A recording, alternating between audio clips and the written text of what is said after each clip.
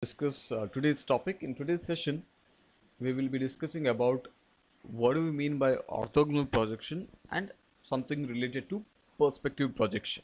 Okay, so orthogonal projection is basically the transformation of the object descriptions to a view plane along the lines that are all parallel to the view plane normal vector n, called as an orthographic projection, also termed as the orthographic projection. You might have used the function GL ortho in your programs, right? So that is going to create this kind of orthogonal projection where the transformation of the object descriptions to the view plane as shown in this diagram here are along the lines that are all parallel to the view plane normal vector. All the projection lines, they are parallel to the view plane normal vector n. Okay, so you consider any of these projection lines, they're always parallel to the view plane normal vectors for a given view plane.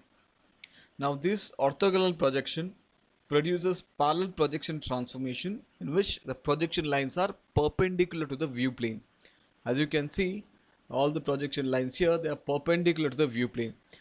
But obviously, if the projection lines are parallel to the normal vector n, we know that the normal vector n is perpendicular to a view plane, and hence these parallel projection lines are also perpendicular to the view planes, right?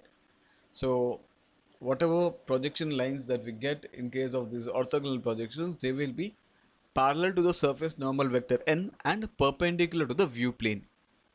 What is this view plane? It is a plane on which we get the view of an object. Okay, we may get different views of a given object. We may get the side view, may get the front view, we may get the top view, and so on. Remember, whenever we are talking about or whenever we speak about the side views, we call those such views as the elevation view. We call them as a front elevation view and the side elevation view. So whenever we are talking about the view of an object as looking at from the front or the sides, we call such a view as the elevation view. As it is mentioned in this particular diagram, we have the front elevation view. This is how this particular 3D object looks if you are looking at it from the front.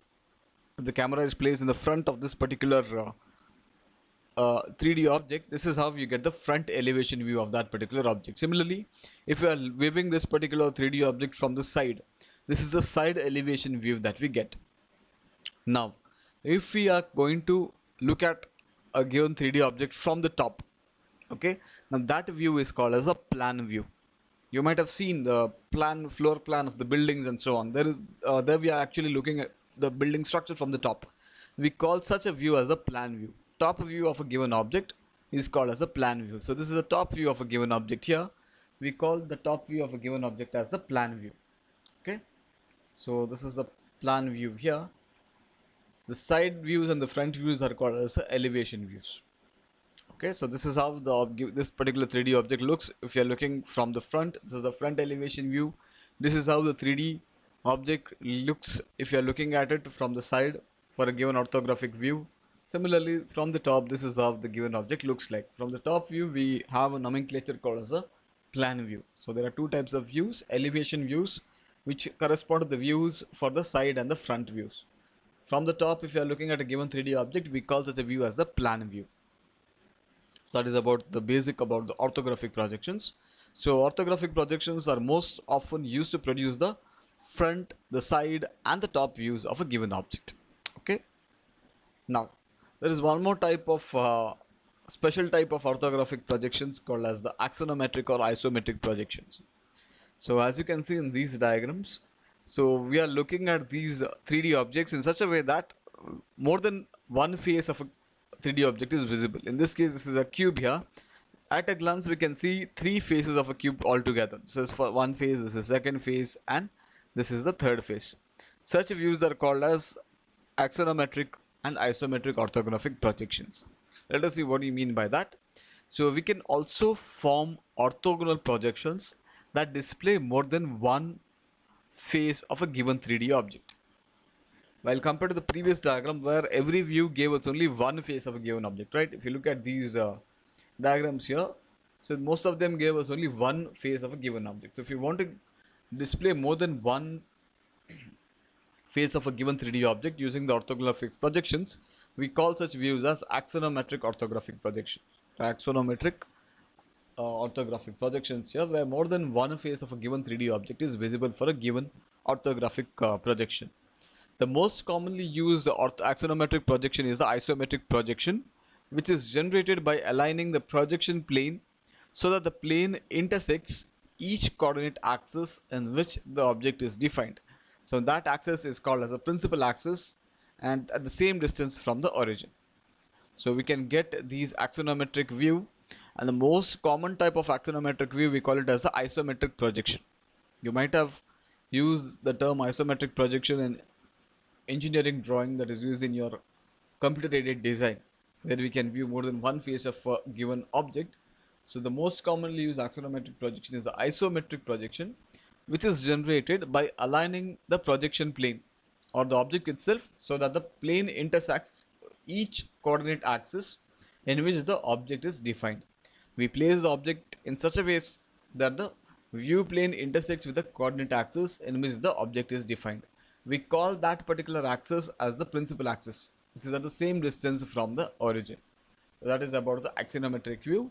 So in simple words, axonometric view gives us more than one face while we are viewing it of a given object. It need not be a cube, it can be any 3D object. So if you are able to view more than one face of a given object at a time, we call such a view for the orthographic projection as axonometric orthographic projection or axonometric orthogonal projections. So one type of axonometric projection is called as an isometric projection. So it is generated by aligning the projection plane so that the plane intersects each coordinate axis called as the principal axis at the same distance from the origin. So this is the object here and this is the view plane. On the viewing plane we can view more than one faces, right? So in this particular diagram we are placing the cube here in such a way that it's it is placed at the origin here. As you can see, the cube is aligned in such a way that it intersects with the coordinate axis, so that we get this particular axonometric view. Now let us look at the orthogonal projection coordinate. Suppose we want to view a point position x comma y comma z. So its view or its projection on the view plane is given as x comma y. What about the z coordinate axis? The z coordinate axis, we know it, that is given by the scalar parameter zvp. If you remember the previous discussion, we had seen one scalar parameter called as zvp, which is used to position the view plane along the z axis. Now using that you can get the z axis value, whereas you can retain the same x and y value for a given projected point on a given view plane, right? So if you are viewing a point x comma y comma z, its projection on the view plane, so the x and y coordinates will remain the same, whereas the value of z will be equal to the value of the zvp, which is the position of the view plane along the z axis. Now let us look at how can we set up the clipping window and the orthographic projection view volume. So for a three-dimensional viewing, the clipping window is positioned on the view plane with its edges that are parallel to the x view and y view axis as shown in this particular diagram here. As you can see, on the view plane we define a three-dimension for a 3D viewing on a given view plane. We set up a rectangular clipping window, okay, whose edges are parallel to the x view axis and the y view axis. So we form a rectangle on the view plane. So the lower left corner of this particular clipping window is given as xw minimum, yw minimum. The upper right corner is given as xw max and yw max. So this is the rectangular region that we have identified on the view plane, which is considered as a clipping window for a 3D viewing. Now what about the z axis? You might wonder, so we are only restraining the boundaries for the x and the y axis, right? So there is no z axis limit that is mentioned here. As per this particular clipping window, we have the boundaries which are defined only for the x values. The value for x can be from xw minimum to xw max. Similarly, the value of y can be from yw minimum to yw max. Now what about the z-axis limits? Since it is a 3D viewing, or since we are looking at a three-dimensional object, we also need to set the boundary for the z-axis also, right? So let us come to that. So for the time being, let's remember that we are going to create a rectangular view clipping window on the view plane whose edges are parallel to the x view axis and the y view axis. Now, since the projection lines are perpendicular to the view plane, these four boundaries are the planes that are also perpendicular to the view plane that pass through the edges of the clipping window to form an infinite clipping region as it is shown here. So by default, if we don't limit the z-axis values, so it appears something like this. Okay, we have set the boundaries for the left, right, bottom and top, but the z-axis value can have infinite clipping region. If you don't set the boundary for the z-axis, this is how you get. You can slide this window near and far. There won't be any boundaries for the z-axis, so we can call such a particular window or a clipping region as a infinite clipping region along the z-axis. You are not going to create a volume there. You are not going to create a box kind of a structure. You just have a rectangle where you have the boundaries for the x, y using the xw minimum, yw minimum and xw max and yw max. Now we also need to set the boundaries for the z-axis. Now how do we do that?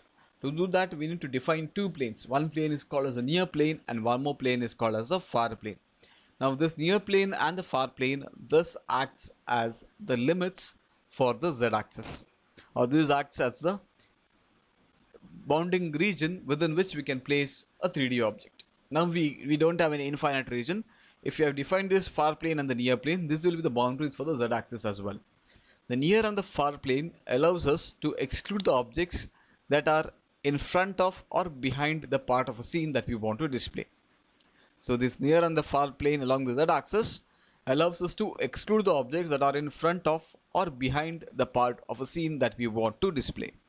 When the near and the far planes are specified, we obtain a finite orthogonal view volume, that is the rectangular parallelepiped as shown in the figure. So if you are bounding the near and the far planes, we get a finite orthogonal view volume. So which is basically a rectangular parallelepiped shape. Call this particular shape as the rectangular parallelepiped. So within this region, we can whatever part of the object that is lying within this particular orthogonal viewing volume of the rectangular parallelepiped, only that particular part of the object will be displayed. Other parts of the objects will be clipped off, right? So we set the boundaries for x, y using xw minimum, yw minimum, xw max and yw max. So if you don't set the boundaries for the near and the far plane, we will be having an infinite clipping region with no boundaries for the near and the far. So in order to have these boundaries, orthographic view volume, that is a rectangular parallelepiped, we need to define the values for the near plane and the far plane. We need to define the z-axis boundaries for the near plane and the far plane in order to obtain a rectangular orthogonal viewing volume, which is in the form of a rectangular parallelepiped. Okay, so this is the view volume within which we can place the 3D objects, and only the portions of the 3D objects which are lying within this orthogonal view volume will be displayed. The other portions of that particular object will be clipped off. Now let us understand what do we mean by normalization from an orthogonal projection, or the normalization transformation for an orthogonal projection. As we have discussed in this particular slide here, so this is the orthogonal view volume or the clipping region that we can create for a 3D object. So boundaries are xw minimum, xw maximum, yw minimum, yw maximum and z near and z far, or we can call it as near plane and far plane. So this is what we have, the rectangular parallelepiped or the orthogonal viewing volume. Okay, we call this but such a shape as the, or such a bounding region as the orthogonal viewing volume for a given orthogonal projection, where we form a rectangular parallelepiped as the clipping region. So all the portions of the objects or all the objects that you want to view should be defined within this orthogonal view volume. If any part of the object is beyond that, that will be clipped off.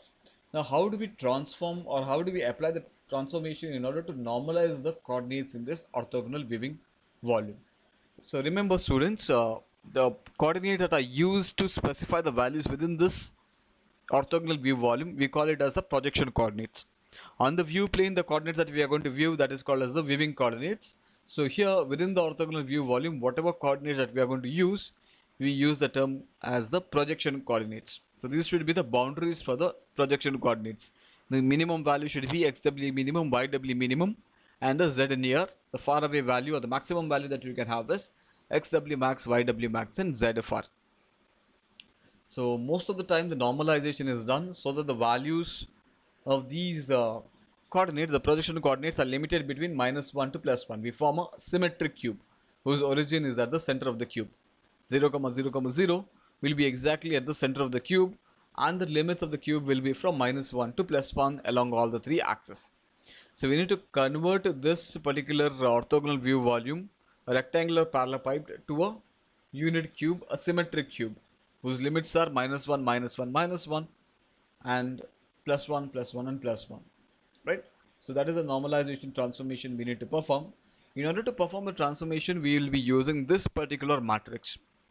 We will be using this particular matrix for transformation from orthogonal projection coordinates to normalized coordinates. So this is the transformation matrix that we are going to use. Again, it is a 4 by 4 matrix. Let us try to understand how did we end up with this particular matrix. Okay, so let us consider the difference in the x coordinate values.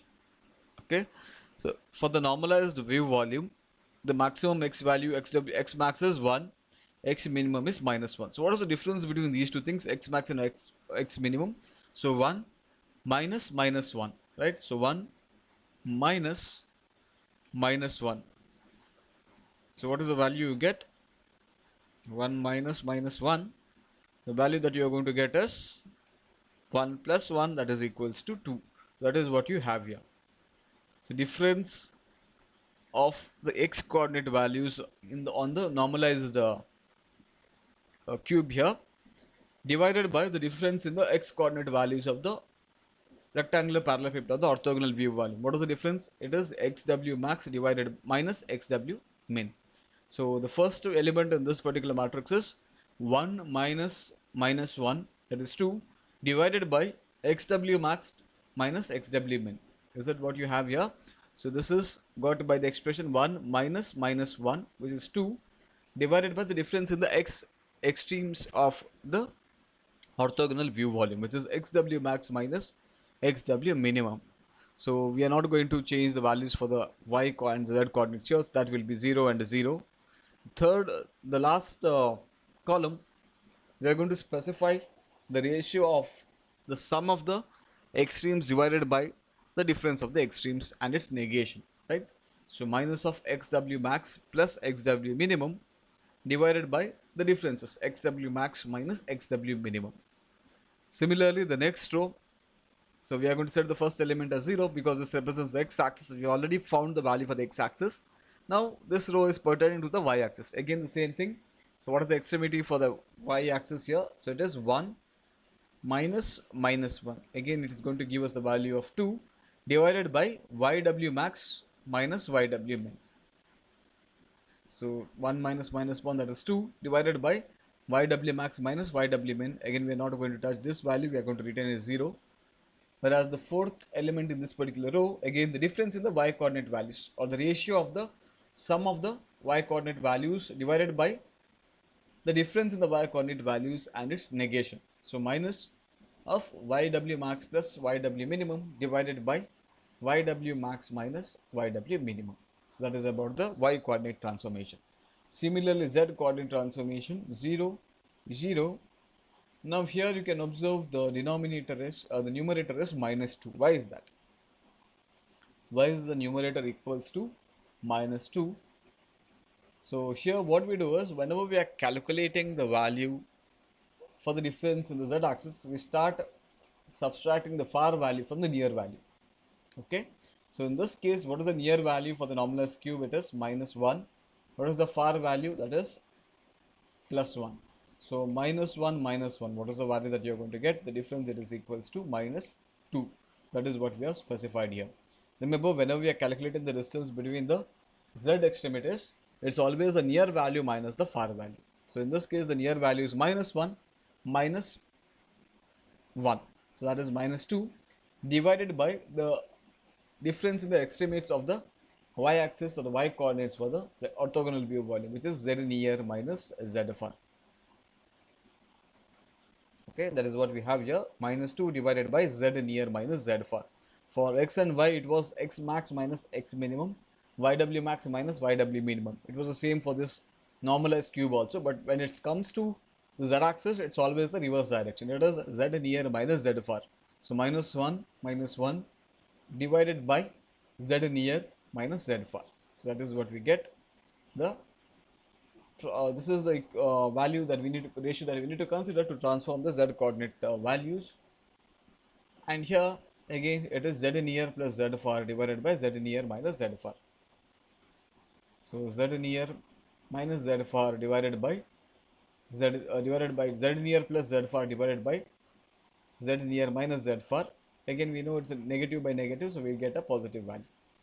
Okay, so this is the matrix. In the last row again it is a homogeneous matrix representation. So last row will be 0 0 1. So this is the transformation matrix. In order to convert the projection coordinates from the orthogonal projection view volume to a normalized view volume. So whatever values you have for xw minimum, yw minimum, z near, or xw max, yw max, zw max, all these values will be brought to a range in the normalized range between -1 to +1. So that is called as the normalized view volume. In the viewing pipeline, you might have seen transformation from projection coordinates to the viewing normalized coordinates. That is what we are talking about here. So this is the phase where we are applying, or this is the phase of the 3D viewing pipeline where we are transforming from orthogonal viewing or orthographic projection coordinates to the normalized view volume, to the normalized coordinates. So whatever values for x, y and z you have in this orthogonal projection view volume, that will be normalized between -1 to +1. Now to do that, this is a matrix that they have given us. So every value within this particular orthogonal viewing volume should be multiplied with this matrix to get a normalized representation, to get these values between -1 to +1. So the first element, see, this matrix represents the transformation from orthographic projection to normalized coordinates, the normalized view volume, or orthographic view volume to the normalized view volume. First element is 2 divided by xw max minus xw min, 0 0. So xw max plus xw min divided by xw max minus xw min, a negation of that or negative value for that. Similarly, 2 divided by yw max minus yw min, 0. Again, the sum of the y coordinates divided by the difference and its negation. Then we have the z coordinates value, which is -2 divided by z near minus z far. This is a direction is reversed here. So again, here we have the ratio of the sum of the z coordinate value divided by their difference. So this is the transformation matrix. This is about the orthographic projection. So we saw what is an orthographic projection. So orthographic projection basically projects the points in the direction that are parallel to the view normal vector and perpendicular to a given view plane.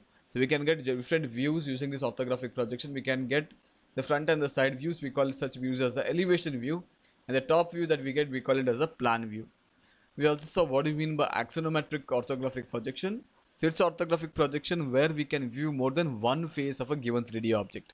So it is obtained by aligning the projection plane of the object itself so that the plane intersects with the coordinate axis, as this is shown in this diagram. The plane intersects with the x, y and z axis so that you get more than one face on a given view plane. We can view more than one face of a given object on the view plane.